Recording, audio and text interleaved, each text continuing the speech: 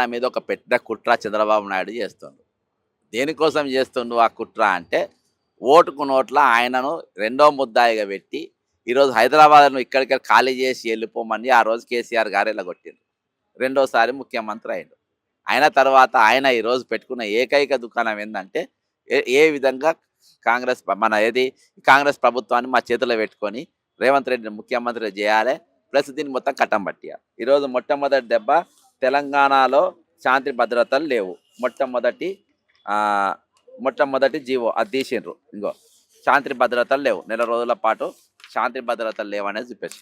రెండవది తెలంగాణలో ఈరోజు కాగరిపోర్ట్లో ఇవ్వాల్సిన పైసలు ఇవ్వాలని ఉన్నా కానీ వీళ్ళ డబ్బులు ఇవ్వలేదు. కాగరిపోర్లో రిటైర్మెంట్ పైసలు ఇవ్వాలి, పెన్షన్లు ఇవ్వాలి. ఈరోజు హైదరాబాద్ మీద మరి 144 సెక్షన్ పెడితే కేంద్ర మంత్రులు మాట్లాడారు, ఇద్దరు ఎంపీ మాట్లాడారు, ఎవరు మాట్లాడారు? దేనికోసం మాట్లాడారు? వాళ్ళ కుట్ర ఏంది? వాళ్ళు కూడా ఇందులో ఉన్నారు. ఇలా నరేంద్ర మోదీ సపోర్ట్తో ఈ మొత్తం ఈ కుట్ర అంటూ జరుగుతుంది. మూడవది తెలంగాణకు ఆదాయం ఉన్నది 30,000 కోట్లు. ట్రాఫిక్ పోలీసులు రోజు పైసలు సంపాదించే పని మీదనే ఉన్నారు. కెమెరాలు పట్టుకు సందులలో కూడా పోయి ఫోటోలు తీసే పరిస్థితి ఉన్నారు. రోజు రూపాయి. ఇంకోటి ఈరోజు ఉద్యోగులకు ఆరోగ్య భద్రత, ముఖ్యంగా పోలీసు వాళ్ళకి ఆరోగ్య భద్రత లేదు. ఇది సర్క్యులర్. ఈరోజు తెలంగాణలో నంబర్ 1 శాంతి భద్రతలు లేవు. నంబర్ 2 జీతాలు ఇవన్నీ కూడా పైసలు లేవు. ఈరోజు భారతదేశం మొత్తము పిఆర్సీ ఇస్తుంది. బీజేపీ ప్రాంతాలలో కూడా పిఆర్సీ ఇస్తుంది 55%. ఈరోజు బండి సంజయ్, కిషన్ రెడ్డి కానీ, ఎమ్మెల్యేలు కానీ వీళ్ళు బీజేపీ మా రాష్ట్రం ఈరోజు మేము ఎక్కడ అధికారంలో అక్కడ మేము 55% పిఆర్సీ ఇచ్చినాం. రేవంత్ నువ్వు ఎందుకు ఇవ్వలేదు?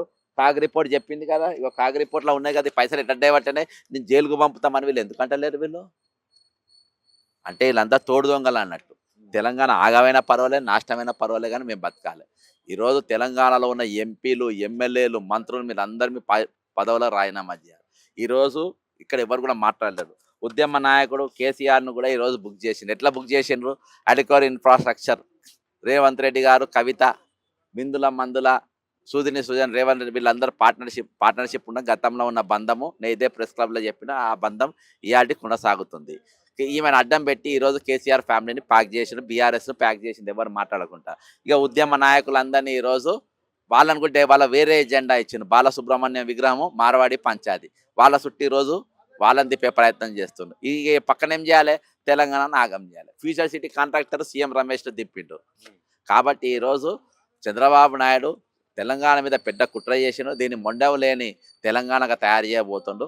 తెలంగాణ 4 కోట్ల మంది ఈరోజు రోడ్డు మీదకి ఎక్కి ఉద్యమం చేయాల్సిన అవసరం ఉందని చెప్పి తెలియదు.